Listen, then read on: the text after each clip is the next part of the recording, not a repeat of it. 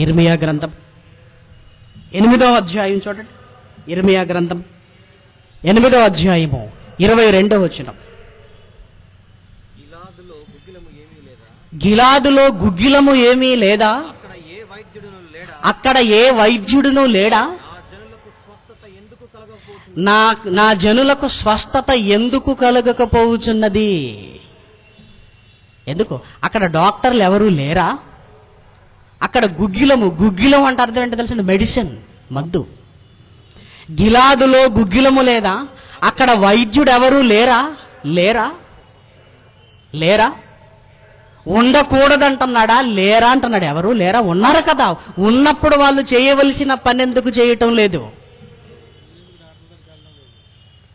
ఎందుకు డాక్టర్లను ఆశ్రయించటం లేదు? ఎందుకు మందులను ఆశ్రయించటం లేదు? బాగు చేయమని నన్ను అడుగుతున్నారు. నేను